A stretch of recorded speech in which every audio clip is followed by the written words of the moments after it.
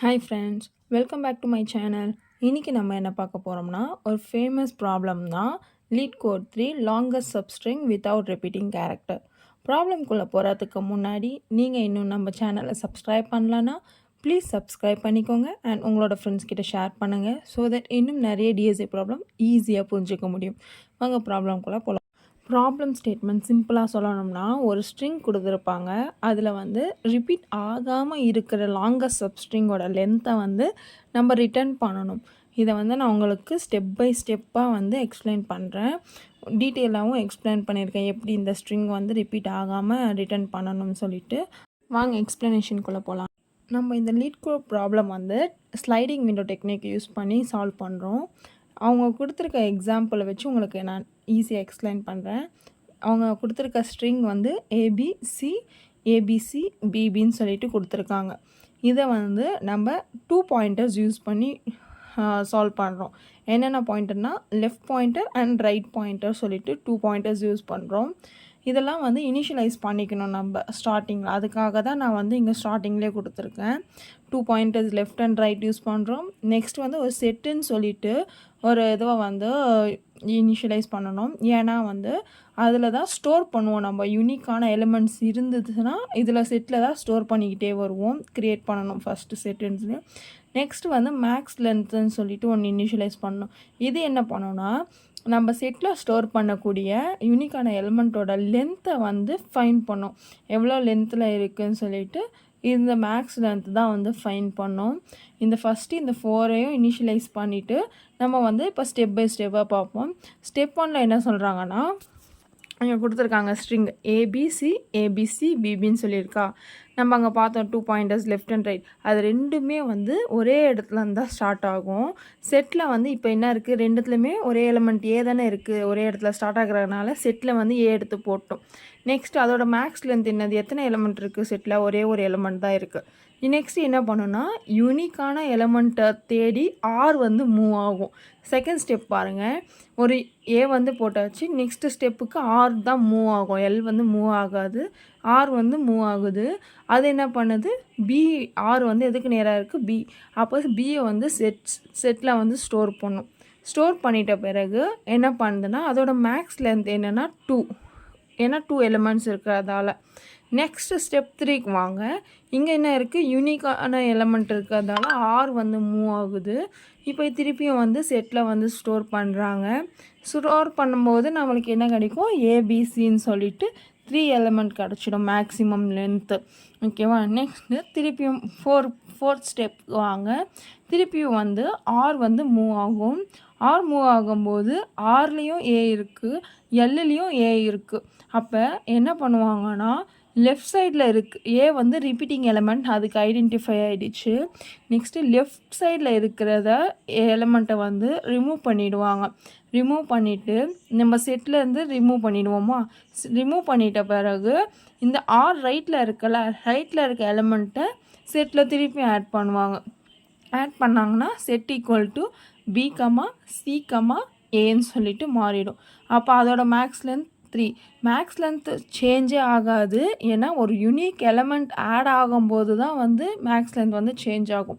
Next வந்து step 5. Step 5ல் பாருங்கள், நம்ம வந்து லெஃப்ட்டு வந்து ஏதாவது டூப்ளிகேட் எலிமெண்ட் இருந்ததுன்னா அதை ரிமூவ் பண்ணிவிட்டு 1 ஸ்டெப் ஃபார்வேர்ட் ஆகும். ஆர் வந்து டூப்ளிகேட் எலிமெண்ட்ஸ் இருக்கான்னு சொல்லிவிட்டு ஃபார்வேர்ட் ஆகிக்கிட்டே போகும். ஓகேவா, இதுதான் அண்டர்ஸ்டாண்ட் பண்ணிக்கணும்.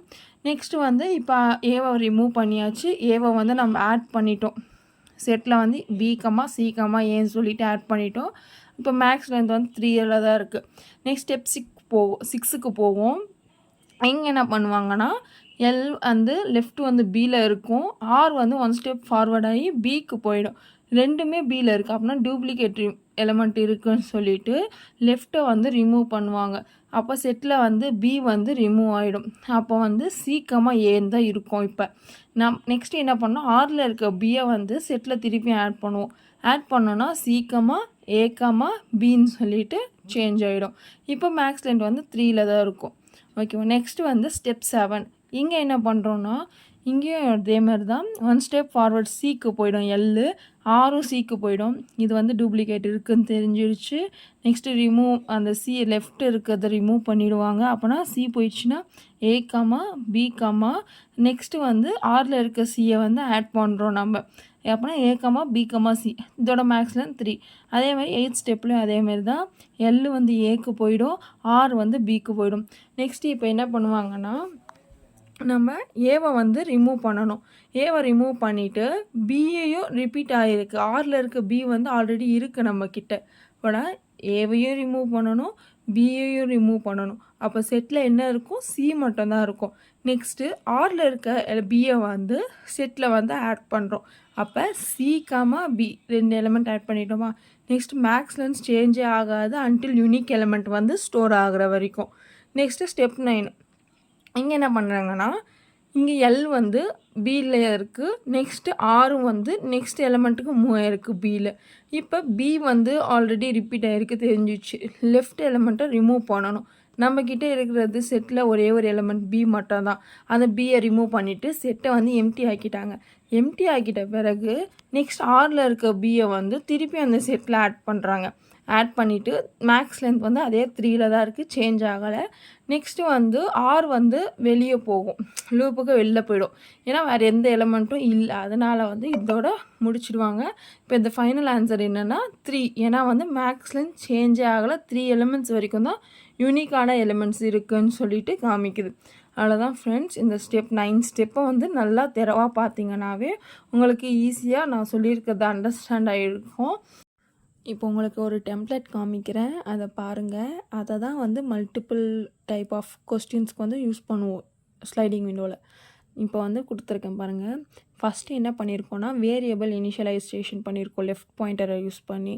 இதில் வந்து நிறைய இந்த செட்டு மேக்ஸ் லென்த் இதெல்லாம் இனிஷியலைஸ் பண்ணலாம். நம்ம என்னென்ன வேணுமோ அதில் இனிஷியலைஸ் இங்கே தான் பண்ணுவோம். நெக்ஸ்ட்டும் ஃபார் லூப்புக்குள்ளே வருவோம். இங்கே என்ன பண்ணுவோம், இதுதான் மெயின் லூப்பு. இங்கே தான் வந்து இந்த ஆர் ரைட்டை வந்து யூஸ் பண்ணியிருக்கேன், இனிஷியலைஸ் பண்ணி செக் பண்ண சொல்லியிருக்கேன். யூனிக்காக இருந்துச்சுன்னா செட்டில் வந்து ஸ்டோர் பண்ணிக்கோ, இல்லைனா வந்து கண்டிஷனுக்குள்ளே கண்டிஷனுக்குள்ளே போயிட்டு உனக்கு வந்து டூப்ளிகேட்டாக இருந்து தெரிஞ்சிச்சுன்னா லெஃப்ட்டை யூஸ் பண்ணி ரிமூவ் பண்ண சொல்லிவிட்டு லெஃப்ட்டை வந்து 1 ஸ்டெப் ஃபார்வர்டு வா சொல்லியிருக்கேன். நெக்ஸ்ட்டு திருப்பி இந்த ஆரில் இருக்கிற வேல்யூவை வந்து செட்குள்ளே ஆட் பண்ணிக்கோ. ஆட் பண்ணிட்ட பிறகு நெக்ஸ்ட் மேக்ஸ் லென்த்தை வந்து அப்டேட் பண்ணணும் சொல்லியிருக்கோம். அப்டேட் பண்ணிட்ட பிறகு எதை வச்சு அப்டேட் பண்ணுறாங்கன்னா math.maxன்னு சொல்லிட்டு யூஸ் பண்ணி தான் அப்டேட் பண்ணுறாங்க. இதை அப்டேட் பண்ணிவிட்டு ஃபைனலாக நம்மளுக்கு ரிசல்ட் வந்து ஷோ ஆகும். இப்போ நம்ம லீட் கோடில் இருக்கிற ப்ராப்ளம்குள்ளே போகலாம். இந்த ப்ராப்ளமை பாருங்கள். இந்த கோடை எப்படி அந்த டெம்ப்ளேட்டில் சொல்லியிருக்கிற மாதிரி இந்த டெம்ப்ளேட்டில் யூஸ் பண்ணியிருப்போம். இதில் வந்து ஸ்மால் சேஞ்சஸ் அங்கங்கே பண்ணியிருப்போம். எதாவது இனிஷியலைசஸ் என்னென்ன வேணுமோ நம்மளுக்கு அதெல்லாம் இனிஷியலைஸ் பண்ணியிருப்பேன். பார்த்தீங்கன்னா தெரிஞ்சிருக்கும் உங்களுக்கு. அதே லெஃப்ட்டை வந்து வேரியபிள் டிக்ளரேஷனில் லெஃப்ட் இருக்கும், மேக்ஸ் லென்த் இருக்கும், ஹேஷ் செட்டை வந்து இனிஷியலைஸ் பண்ணியிருக்கேன். மெயின் லூப்பில் ஃபார் லூப்பை யூஸ் பண்ணியிருக்கேன், ஆரை தான் இனிஷியலைஸ் பண்ணியிருக்கேன். கண்டிஷனுக்குள்ளே போகும் வைல் லூப்பை யூஸ் பண்ணி ரிமூவ் பண்ணும் லெஃப்ட்டை யூஸ் பண்ணி லெஃப்ட்டை அப்டேட் பண்ண சொன்னேன்.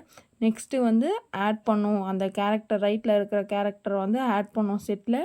நெக்ஸ்ட்டு மேக்ஸ் லென்த்தை வந்து இதை வந்து என்ன பண்ணோம் அப்டேட் பண்ண சொன்னேன். எதை யூஸ் பண்ணி math.maxஐ யூஸ் பண்ணி நெக்ஸ்ட்டு ஃபைனலாக ரிட்டர்ன் பண்ணும் மேக்ஸ் லென்த்துன்னு சொல்லி பார்த்தோம்ல. இது அவ்வளோதான் ஃப்ரெண்ட்ஸ். இந்த டெம்ப்ளேட்டை வந்து நீங்கள் கான்செப்டை அண்டர்ஸ்டாண்ட் பண்ணிட்டீங்கன்னாவே உங்களுக்கு வந்து இந்த மாதிரி சிமிலர் டைப் ஆஃப் கொஸ்டின்ஸ் இருக்குது. என்ன மாதிரினா find the longest substring of kth element, next அந்த மாதிரி சிமிலர் டைப் ஆஃப் கொஸ்டின்ஸ்லாம் இருக்குது. இதை வந்து நீங்கள் ஈஸியாக இந்த டெம்ப்ளேட்டை நல்லா அண்டர்ஸ்டாண்ட் பண்ணிட்டாவே அந்த ப்ராப்ளத்துக்குலாம் ஈஸியாக சால்வ் பண்ணிகிட்டே போயிடலாம். இட் டேக்ஸ் 2 மினிட்ஸ், அவ்வளோதான் அந்த ப்ராப்ளம்லாம் சால்வ் பண்ண. ஒன்ஸ் ஒரு ப்ராப்ளம் எடுத்துக்கிட்டிங்கன்னா அந்த ப்ராப்ளமை நல்லா அண்டர்ஸ்டாண்ட் பண்ணிக்கோங்க. வாங்க இப்போ டெஸ்ட் கேசஸ் பார்ப்போம். நம்ம அந்த கோடை வந்து ரன் பண்ணோன்னா 3 டெஸ்ட் கேசஸ் இருக்குது. எல்லாமே சாட்டிஸ்ஃபைடில் தான் இருக்குது. உங்களுக்கு யூஸ்ஃபுல்லான்னு கமெண்ட் பண்ணுங்கள். Bye bye.